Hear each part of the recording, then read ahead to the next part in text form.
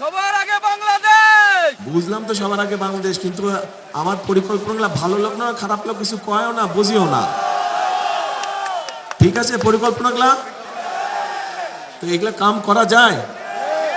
আচ্ছা, তো করা গেলে বলবেন তো ভাই, কি বলছি না বলছি, ভালো লাগলো না লাগলো বলবেন তো, নাহলে কেমন করে বুঝবো। এখন প্রিয় ভাই বোনেরা, কিন্তু এই কাজগুলো যদি আমাদেরকে করতে হয়, এই কাজগুলো যদি আমাদেরকে করতে হয়, তাহলে তো কি করতে হবে? এই কাজগুলো যদি বাস্তবায়ন করতে হয় বিএনপিকে, তাহলে আপনাদের কি করা লাগবে? হ্যাঁ, ধানের শীষকে জয়যুক্ত করা লাগবে। দাঁড়ান তো, প্রার্থী কারা কারা আছেন দাঁড়ান, আপনারা আমাদের গাজীপুরের প্রার্থী সামনে আসেন, এখানে এই পাশ দিয়ে দাঁড়ান, আমার ডান সাইড দিয়ে দাঁড়ান সবগুলো। জি, সবাই ডান পাশ দিয়ে দাঁড়ান। দাঁড়াও, আরে কি কনফিউজ ব্যাপারে, দাঁড়াও না এখানে। এদেরকে চিনেন? এদের সবার হাতে আমরা ধানের শীষ দিয়েছি, কিন্তু এই যে যেই কাজগুলো বললাম, এই কাজগুলো যদি আপনাদের উপকারে লাগে মনে করেন, তাহলে এই মানুষগুলোকে ধানের শীষ দিয়েছে, এই ধানের শীষকে জয়যুক্ত করতে হবে, এই মানুষগুলোকে জয়যুক্ত করতে হবে। পারবেন কি? পারবেন? হ্যাঁ, এদেরকে জয়যুক্ত করতে হবে।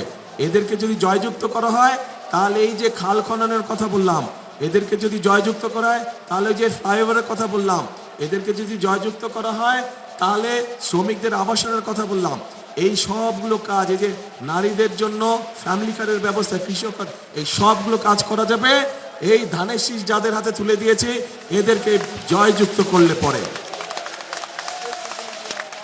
কিন্তু এই যে 12 তারিখে বসেন আপনারা, এই যে 12 তারিখে যে আপনারা যাবেন, কোথায় যাবেন বলেন তো? সকাল সকাল, হ্যাঁ, ভোট কেন্দ্রে। কখন যাবেন? হ্যাঁ, কখন যাবেন? রাইট, ফজর পড়ে যাবেন না, যার যার ভোট কেন্দ্রের সামনে গিয়ে জামাত করে ফজর পড়বেন, যাতে আগে থেকে ওখানে কেউ অবস্থান নিতে না পারে। ধানের শীষের যত ভোটার আছে আপনার আশেপাশে সবাইকে নিয়ে ওখানে গিয়ে ফজরের জামাত আদায় করবেন এবং বসবেন, যেন কেউ ষড়যন্ত্র করে আগেই ভিতরে ঢুকে বসে না থাকে।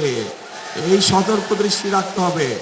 গত 15-16 বছর আপনারা দেখেছেন কিভাবে এই এলাকার সহ সারা বাংলাদেশে আপনাদের যে ভোটের অধিকার, সেই অধিকারকে কিভাবে ডাকাতি করে নিয়ে গিয়ে আসছিল। এইবার ডাকাতি করতে দিবেন? ভোট ডাকাতি হতে দিবেন? এই গাজীপুরের মানুষ কিন্তু প্রমাণ করে দেখিয়েছে 2024 সালে আন্দোলনের সময় এই গাজীপুর থেকে হাজার হাজার মানুষ সেদিন ঢাকা শহরে গিয়েছিল। কাজেই এই যে আমাদের গণতন্ত্রকে যে আবার পুনরুদ্ধার করেছে, স্বাধীনতাকে যে আবার রক্ষা করেছে, গাজীপুরের মানুষের বিরাট একটা অবদান আছে। কাজেই এই অবদানকে কোনোভাবেই বৃথা দিতে যাওয়া যাবে না। আর প্রিয় ভাই বোনেরা, আপনাদের কাছে আমার আরেকটা হক আছে।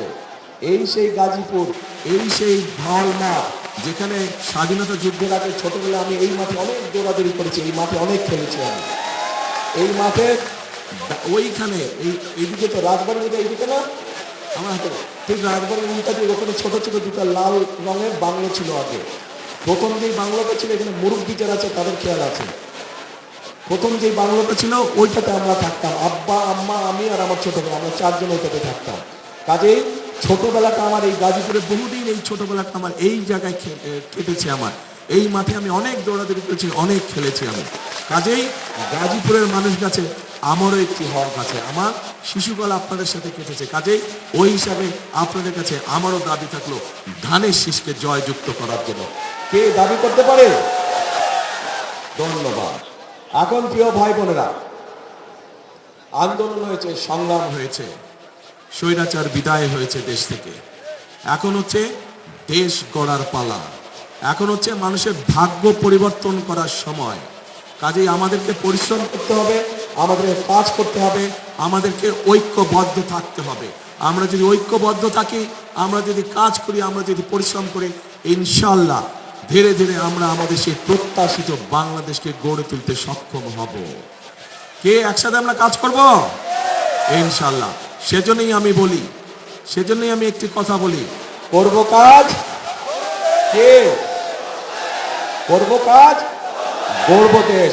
সবার আগে রাইট, সবার আগে বাংলাদেশ। কাজেই সেই বাংলাদেশকে যদি গড়ে তুলতে হয় তাহলে আমাদেরকে একসাথে থাকতে হবে, আমাদেরকে সঠিক লোককে ভোট দিয়ে জয়যুক্ত করতে হবে, যাতে তারা আপনাদের সমস্যার সমাধান করতে পারে, এলাকার মানুষের সমস্যা করতে পারে, এলাকার সমস্যার সমাধান করতে পারে।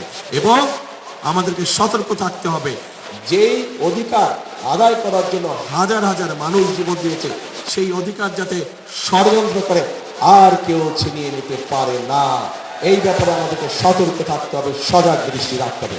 প্রিয় ভাই বোনেরা, ইনশাল্লাহ খাল খনন কর্মসূচিতে আপনাদের সাথে আবারও ইনশাল্লাহ দেখা হবে, কিন্তু সেটা 12 তারিখের পরে। আপনারা ধানের শীষকে জয়যুক্ত করলে পরে ইনশাল্লাহ আমরা খাল খনন শুরু করব। দেখা হবে আপনাদের সাথে খালের মধ্যে, ঠিক আছে ইনশাল্লাহ। আল্লাহ হাফেজ। বাংলাদেশ জিন্দাবাদ, বাংলাদেশ জাতীয়তাবাদী দল জিন্দাবাদ। আসসালামু আলাইকুম।